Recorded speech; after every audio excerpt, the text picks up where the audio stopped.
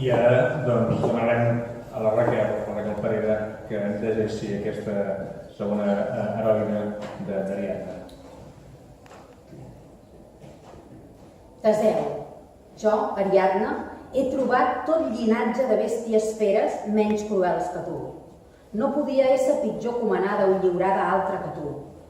Aquesta lletra que lliges tramet-jo a tu d'aquell ribatge de la mar, del qual les veles s'emportaren la tua nau sens mi, en lo qual ribatge lo meu dormir traí mi malament.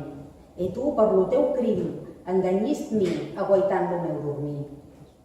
Temps era en lo qual la terra era coberta, primerament, sois de matí, de gelada frèvol o blanca, a manera de vidre, i los aucells coberts sots les fulles cantaven. Jo no vetllant certament, e mitja dormida i flaca per lo dormir, moguí les mies mans amb les quals tocàs tu, Teseu, e no hi era Teseu. E moc los braços per lo llit, e no hi era Teseu. Les paors que jo aví quan me trobí sola, tant tost foragitaren lo dormir.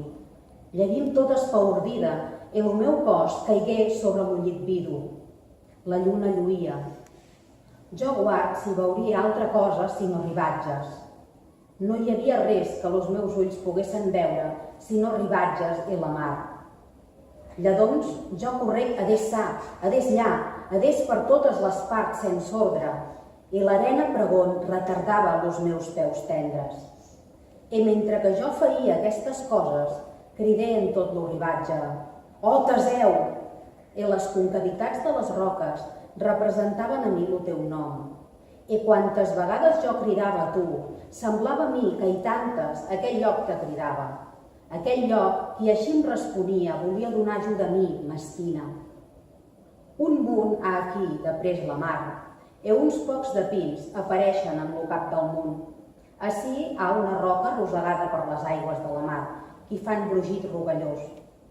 Jo pugí sobre aquella roca, i el gran cor que jo havia de pujar donà a mi força, i mesurem los ulls amplament s'ha ellat les altes mars, i d'aquí jo viu les tues veles inflades per lo vent cuitós. Jo les viu, car us era vents a mi cruels, i bé sentir que em foren cruels quan s'emportaren tu de mi. Oh, jo viu les tues veles. Oh, cert, com jo les cuides veure, fuit pus freda que glaç, i quaix fora de seny. I la dolor que jo havia no s'oferí que los membres meus llanguissen llongament. Jo fui commoguda per aquella dolor, commoguda fui, i alta veu jo cridé Teseu. Jo cridé fort: Teseu, maleït, en qual lloc tu fuig? Torna i gira la nau envers mi, aquella no ha tot lo seu nombre. Jo deia aquestes coses, i allò que fallia la veu, jo ho complia en plan, i batiments foren mesclats amb les mies llàgrimes.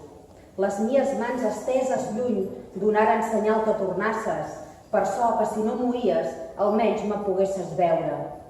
I posí después un drap blanc en una verga llonga, lo qual drap fes recordar de mi aquells qui m'havien oblidada. Ja era estolt els meus ulls tant que no et podia veure, i lledons ploré tant que les mies llàgrimes i galtes foren fetes plaques per la dolor, ans que em deixàs de plorar. Quina altra cosa podien fer los meus ulls sinó que plorassen tu, pues no podien veure les tues veles. Oh, jo anir vagarosa tota sola per la isla amb los cabells escampats, tal qual era Baca, sacerdotessa de Bacus, així moguda com aurada i embriaga per Ogigi, déu de vi de la ciutat de Tebes. Oh, jo, guardant la mar, seguí freda sobre la roca o pedra, i aitant quan estiguí sobre la pedra, fui pedra. Què faré? Jo sola? On iré? Aquesta isla, fretura d'habitació d'hòmens, no hi veig edifici d'hòmens ni llaurament de bous. La mar environa tots els llacs de la terra. No hi ha lloc mariner que sàpia navegar, ni hi ha nau que deix anar per les dubtoses vies de la mar. He posat que fossin amigats, companyons i bons vents en nau, on iré? En la terra de mon pare no m'hi cal anar, car no em voldrà rebre. Encara que jo vaja per la mar pacificada en benaventurada nau, Eol, rei dels vents, d'on vents temprats, exiliada seré on que vaja. Oh, isla de Cret, de partida per 100 ciutats, terra coneguda Júpiter, qui hi fou nodrit en infantesa. Nunca veuré tu, car lo pare meu i la terra mia, qui són noms amicars. Governada per lo just pare meu, són estats enganyats per lo que jo he fet. So és quan jo, per tal que tu no fosses detengut vençut per lo Minotaur en la casa entricada, doné a tu un cabdell de fil i en lloc de guiador regís los teus passos.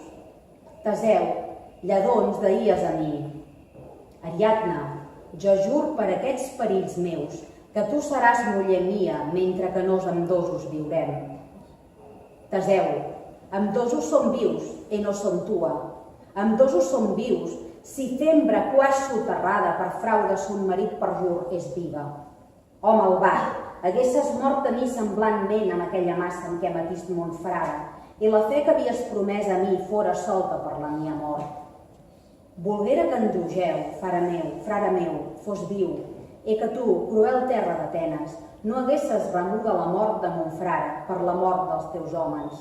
O Teseu, la tua massa amb mànec ple de nusos no hagués mort lo Minotaur, qui era hom en la part d'anant i era bou en la part d'atràs.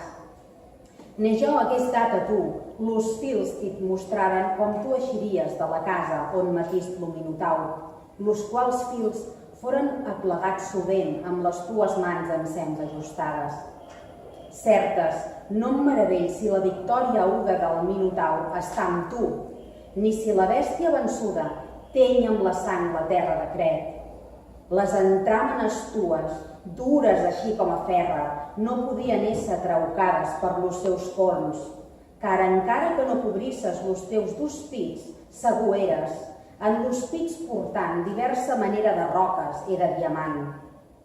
En los pits has un Teseu, qui de duresa venç la roca. Teseu, voldria que los déus fessen que vesses mi de l'alta popa de la nau, car la mia trista figura mouria la tua cara pietat.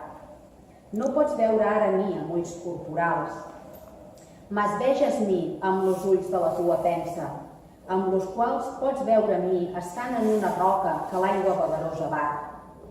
Considera'm que pensa los meus cabells baixats del cap amb lo coll i escampats segons costum de persona que plora. Les mies vestidures són humides i feixugues per les mies llàgrimes, així com si eren pluja.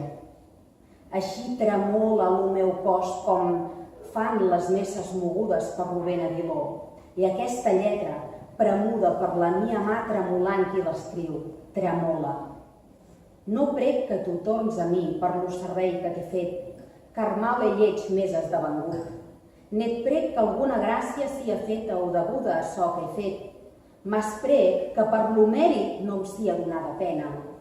Si jo son estat a tu causa de la tua salut, però no és raó que tu sies causa de la mia mort.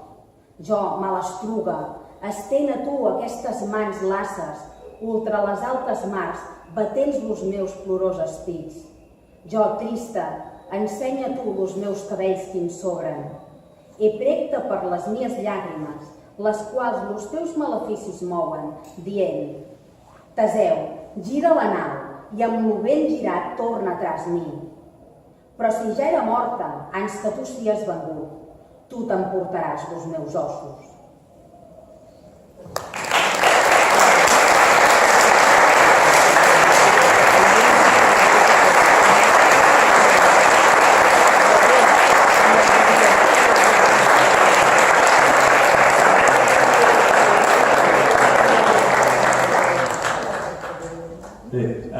Encara commoguts per la lectura de la Raquel Pareras, doncs en Josep Pujol s'ofereix, si algú vol fer una pregunta, i sobre la també, és una bona ocasió de fer preguntes.